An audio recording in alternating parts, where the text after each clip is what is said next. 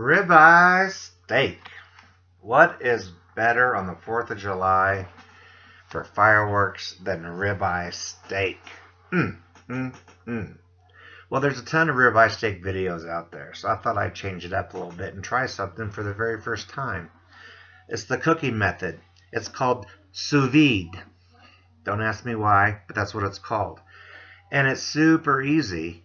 And what's cool about it is you can cook these steaks right on your countertop. What? I know. First thing as always, though, we're going to season it up. And I'm using like garlic powder, some Cajun blackened seasoning, and then I'm going to use this stuff called butter flavoring from Kinder's. We get it at Costco. It's phenomenal on steaks. It's also good on chicken. But anyway, once we get it all seasoned up, there it is. Moment of silence. Once we get it all seasoned up, then I'm going to vacuum seal it in a bag. And the sous vide method is you cook it in water. And there's this machine, the sous vide machine, that you put in the water, and it brings it to the exact temperature that you want. Now, a lot of steakhouses will do this, and then they'll have like tons of steaks on standby because a certain amount of heat indicates the wellness of the meat, whether it's rare, medium well, well done. So I'm going to flip it over. I'm going to give it another press, and I'm going to season that side up too. Anyway, here's my food saver bag because I have a vacuum sealer bag. If you don't have a vacuum sealer, you can use like a Ziploc bag as long as it is, I would say, the freezer kind. That's a little more durable to heat.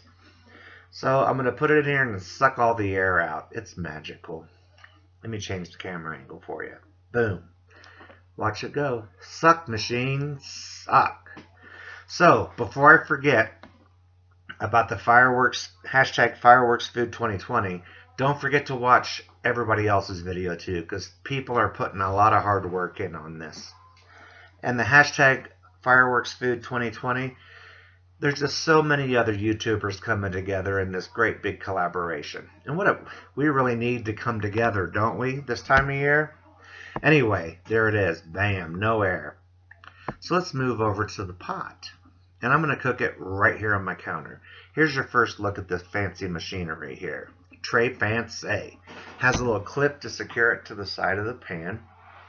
And then I'm going to try and figure out, this is my first time doing this, by the way, just for this event. So I thought if I bent it in the middle, that would let water circulate. And it did. So now I'm going to put water in it. We turn it on. I'm showing you the max fill line.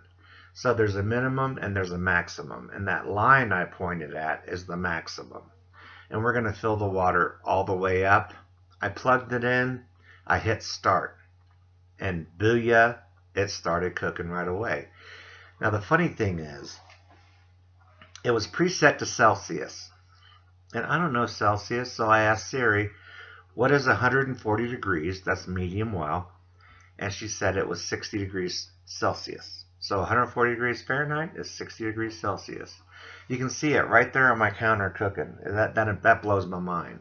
Now, because I folded it to allow the water to rotate underneath it, it floated to the top. So I had to secure it with a set of tongs. And you can see here too that my temperature is approaching 60 degrees. And once it does, it will not go above or below 60 degrees. It takes an hour and 45 minutes. Now, the first thing I was told was, when I watched a video on this, it said that when you pull the meat out of the bag, it's ugly and gross looking, and to dry it off on paper towels. So that's what I'm going to do. I got a bunch of paper towels on the cutting board. I'm going to open up my bag here, and I was expecting the worst, but you know what? It didn't look bad at all to me. It does look a little damp because, you cooked it in a sealed bag, and so all the juices are in there as well. But it really did absorb the flavor so good, I can't even tell you. So once I get these on here, I'm going to pat them dry with a paper towel because we're going to put them in a cast iron skillet just to get the crust on the outside. And what's more American on this hashtag fireworks food 2020 than cast iron skillet and butter? So we're going to put them in here. 15 seconds per side. You have to make sure your pan's screaming hot before you even put them in there because you don't want to overcook the meat. You just want to sear up the outside. So for 15 seconds, I flip them. I do this twice just to ensure they get a good crusty outside. And after this 15 seconds, I turn them again. So that's a total of 60 seconds in this hot pan. That's it, no more. Then I'm going to take it out, and first off, I'm going to keep turning it. But when I take it out, I'm going to slice it in half. And then you'll see a really quick view of that. So look at the color, and cut, bam, oh yeah. Now here we are on the table. Watch this. 1, 2, 3. And it cut through that meat.